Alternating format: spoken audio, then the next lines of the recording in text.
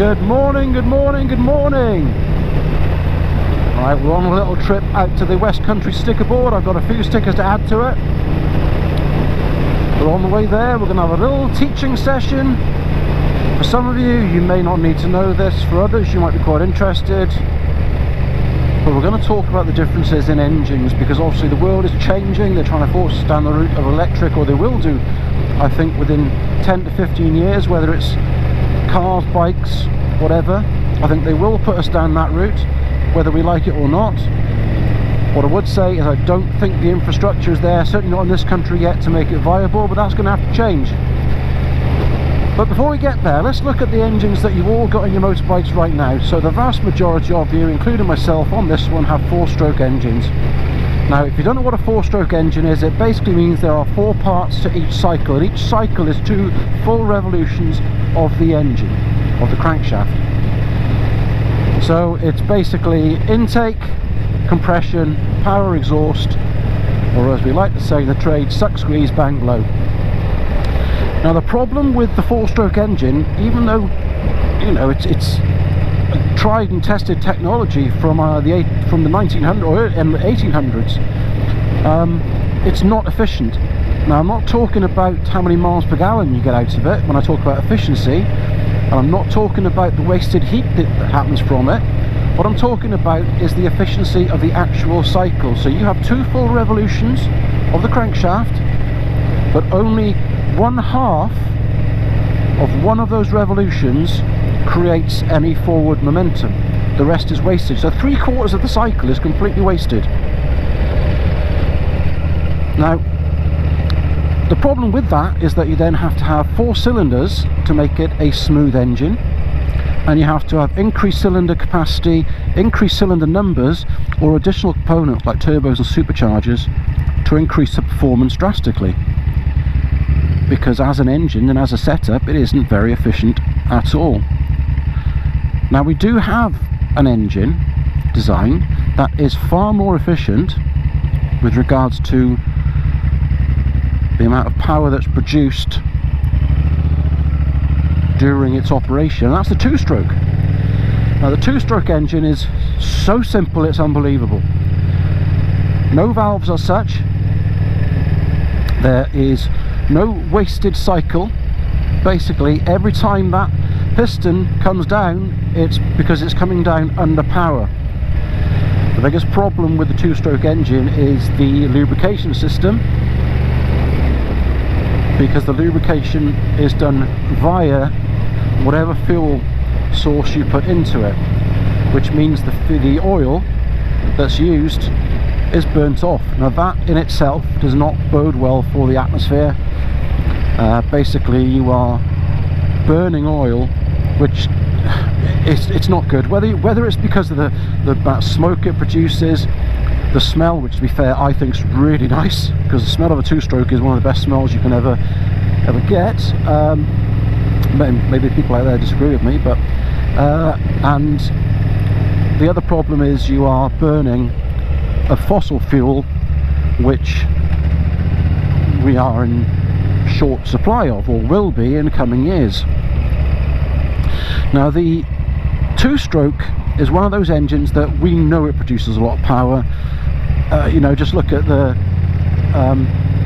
MotoGP back in the 80s, 70s, 80s, where you had these 500cc 2-stroke engines that were called Widowmakers because they were inherently dangerous. They were an uncontrollable beast, and the MotoGP riders of the time knew what they were up against every time they strapped themselves down to these missiles. But they're working on it. They're actually working on 2-stroke engines now that have a no-loss lubrication system. The fueling is carried out through fuel injection, which means they are not wasting fuel. And I believe it's actually some relatively big companies that are doing this. I think KTM is working on it. You'll probably find if KTM are working on it, then some of the bigger Japanese companies will be already miles ahead. They're just not announcing it yet, because they like to keep things very close to their chest. And I think that could be the way forward for efficient engines to be fitted to motorbikes. It might not be, and I could be 100% wrong. I think Ducati are working alongside Lamborghini for a biofuel engine that runs on potatoes. Whether that comes about, I don't know. I'm sure it will. But that'll be an interesting one. An interesting one to see what happens over the coming years, because I know there's a lot of pushback with regards to electric bikes. We lose the sound, we lose the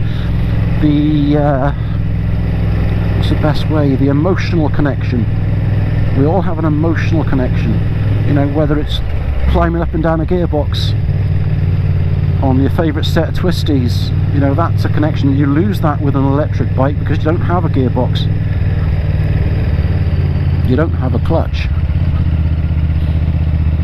So all of a sudden, if they're pushing down electric bikes on us, which I don't have a problem with, I'm going to be honest, but I think it's nice to have an option rather than just be told this is it, this is all you can buy. I think we need a different option of some sort of internal combustion engine that is viable and efficient enough to actually do the job properly, safely and cleanly. So we are heading up through Cheddar to the West Country Motovlog board. It is a little bit greasy and a little bit cold, so I'm not pushing it. Luckily I've got cars in front, so I've got a perfect excuse not to. And it looks like they've stopped. What have they stopped for? Goats? Vans? Trucks? Horses? Locals? Tractors? Stones? Horseshit? Cyclists, that'll be it, it'll be cyclists.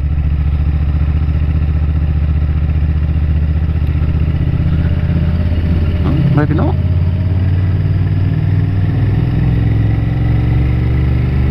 Wow, he's carrying a camera up there, that is taking some skill.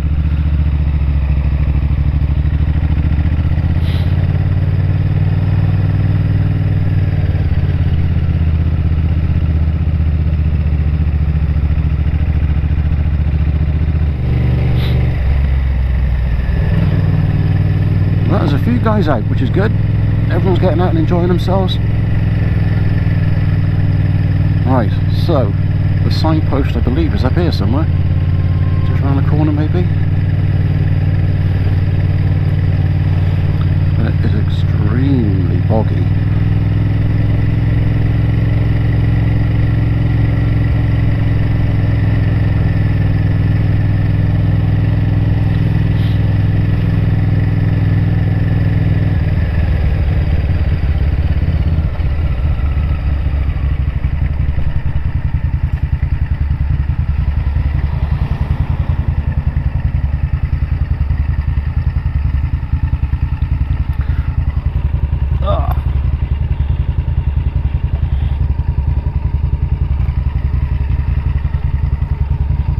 That's not going to stay there.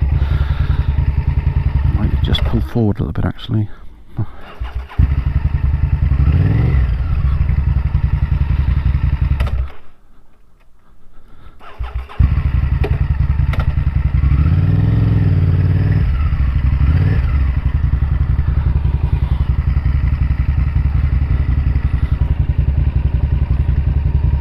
That's better because it's hard ground. Check that out for a minute. Okay.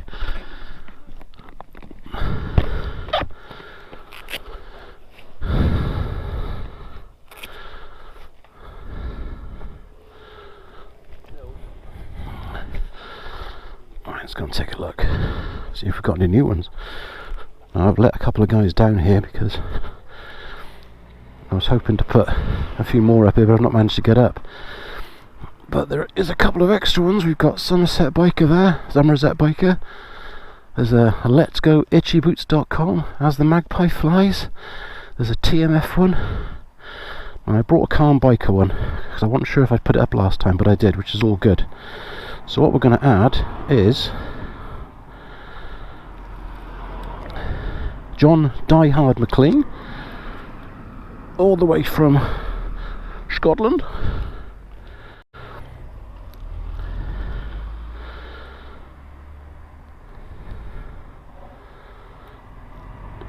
Oh, see, cold fingers. This is just not working, is it? There we go. We have got 10 rides all the way from Tennessee. I've already got a Lockwood, so I'll keep hold of that. And then all the way from Banwell, about 5 miles away, I've got the excellent Mr. Silver Fox. So there you go. That's all looking pretty damn fine and still there, which is amazing. So there we go. Right, I'm going to shoot back to the bike now. I think I'll turn around because it tends to get greasier the further up you go. But then again, it's probably going to end up falling over when I try and turn around here if I do that. So maybe I will just try and go up into the top of Cheddar and see what happens. But anyway,